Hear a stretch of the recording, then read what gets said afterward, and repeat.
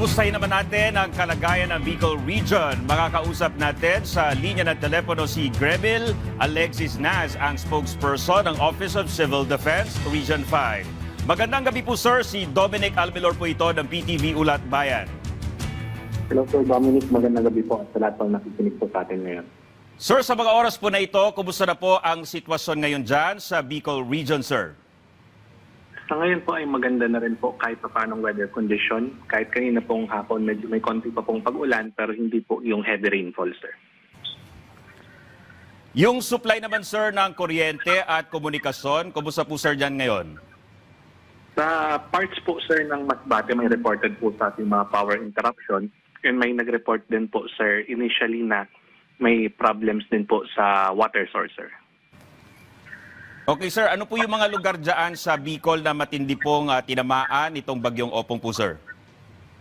Based po sir sa mga information na kuha po namin, dito po sa part po ng Masbate ang pinaka natamaan itong si Bagyong Opong dahil sa kanila po dumaan. After ng first landfall sa Samar ay dumaan po sa Masbate po. Okay sir, may mga naitala na po ba tayong mga casualty o mga namatay po dyan sa Region 5? Sa ngayon, sir, may nakuha tayong data from Masbate na kung saan dyan po ay 3 po ang reported casualties. 2 po from Masbate City and 1 from Monreal.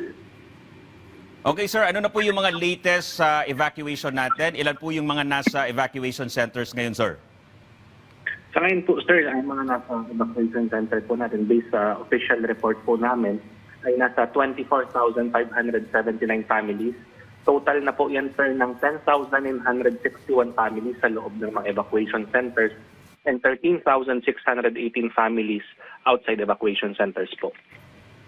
Sir, ano po yung mga tulong na ibinibigay ng pamahalaan sa mga naapektuhan ng bagyo, especially po dyan sa Masbate na sinasabing pinakamatinding sinalanta ng bagyong Opong, sir? Sa ngayon, sir, ay continuous po yung pagbigay po natin ng mga prepositioned assets from DSWD. And at the same time po, kapag na-lift na po yung TCWS, nakaready na rin po yung plano ng Regional BRM Council Bicol na tumulak agad-agad para magbigay po ng additional na tulong sa Masbate, including OCD5 po. Sir, ano naman po yung mga nakalatag na plano para sa recovery and rehabilitation efforts ng OCD para dyan po sa mga nasalanta ng bagyo sa Bicol Region?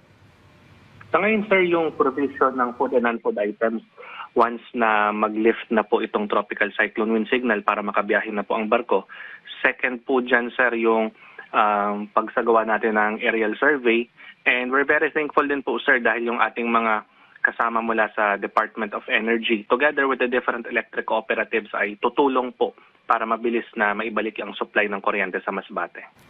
Sir, paghuli na lang po, karagdagang panawagan, we understand, kailangan niyo po ng logistics po dyan sa Bicol Region, sir.